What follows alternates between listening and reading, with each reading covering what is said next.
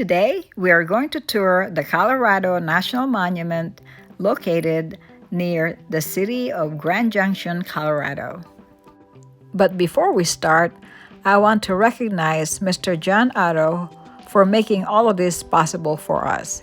He spearheaded funding campaigns, collected signatures for petitions, and penned newspaper editorial and endless letters to Washington politicians in support of national recognition for the ancient canyons and towering monoliths of his adopted home.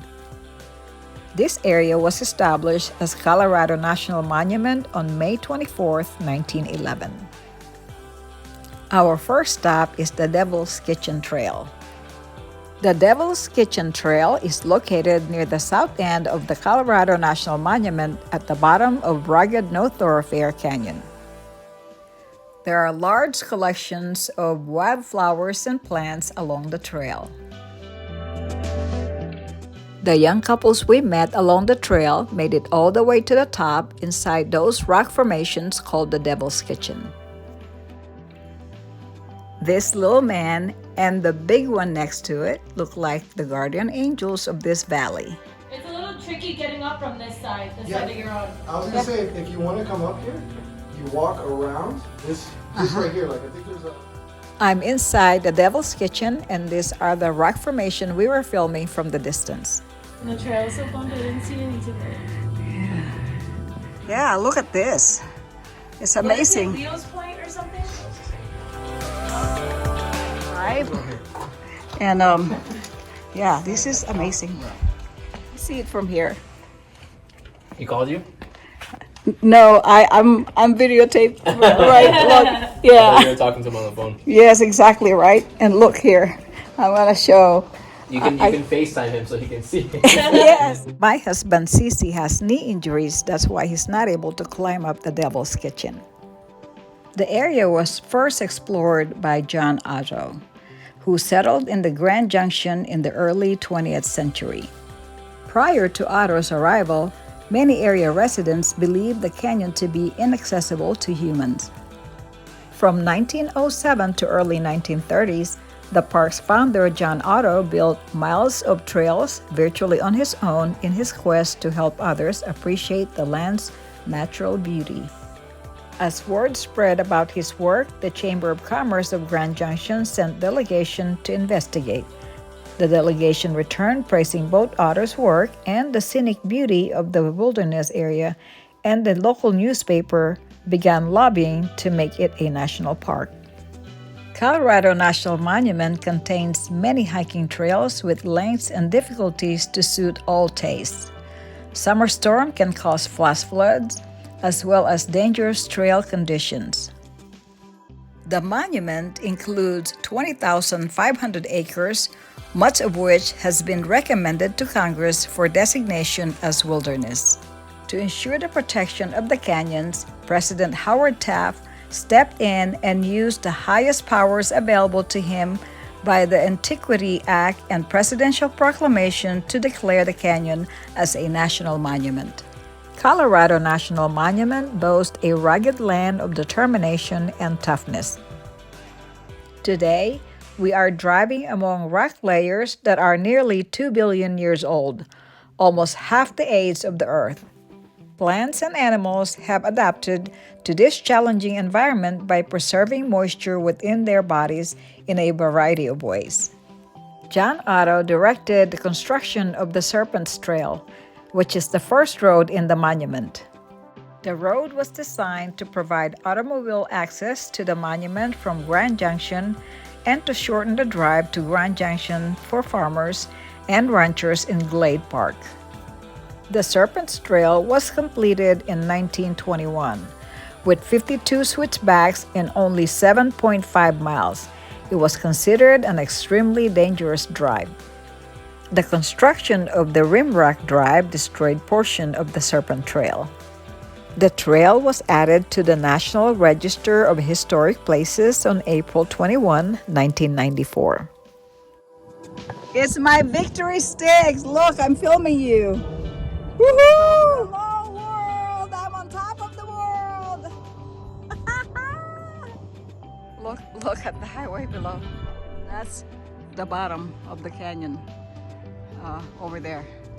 And the very bottom, of course, is the city, Grand Junction, Colorado. And there's the airplane. Woo! John OTTO was hired as the first park ranger, drawing a salary of $1 per month for the next 16 years. He continued building and maintaining trails while living in a tent in the park.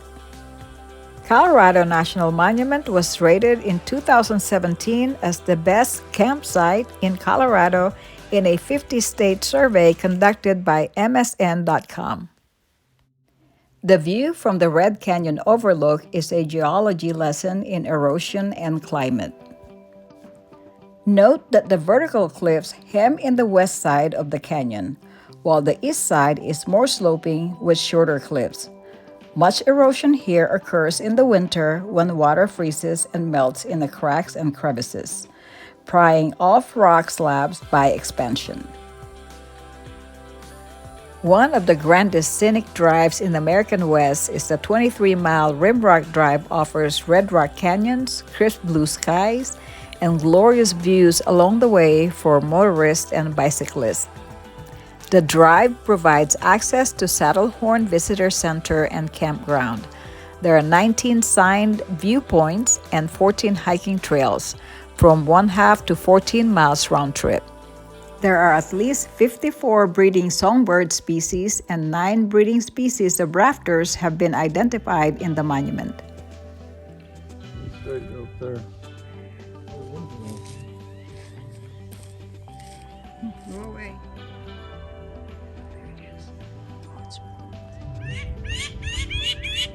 Right there. Fallen Rock Overlooks is a roadside pullout with views of giant stone slab that has broken loose from the surrounding cliffs.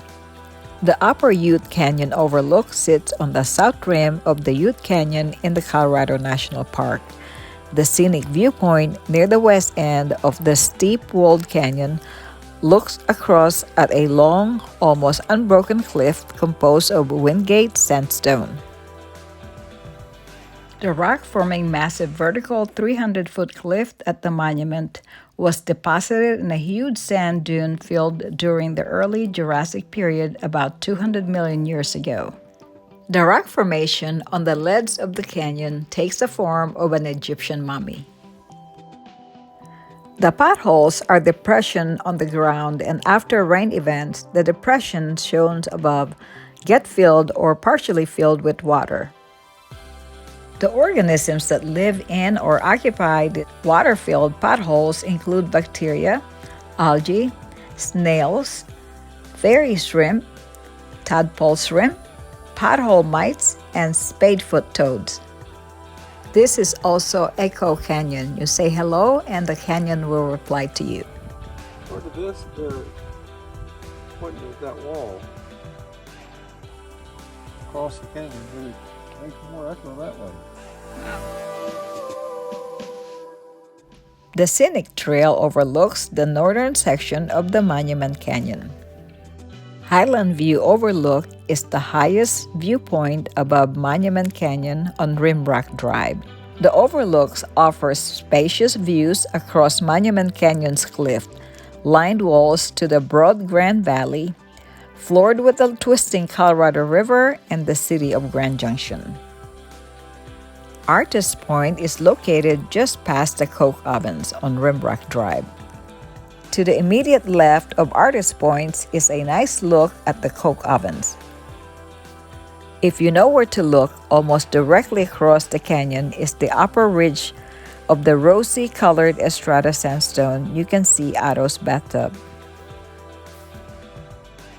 Coke Ovens is a 5,962-foot elevation.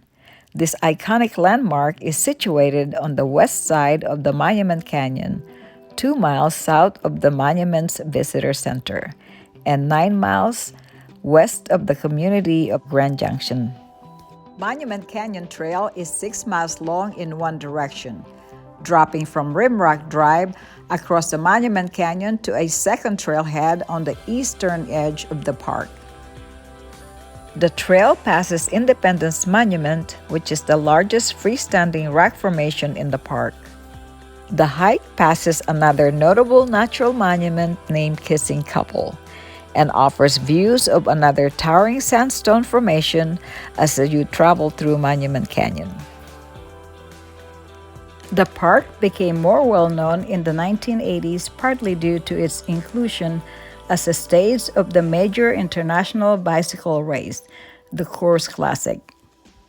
The race through the park became known as the Tour of the Moon due to the spectacular landscapes, and the race passed through Rimrock Drive. The Grand View Overlook is where you will find towering monoliths exist within a vast plateau and canyon panorama. The spectacular panorama view of the Independence Monument is from the Grand View Overlook.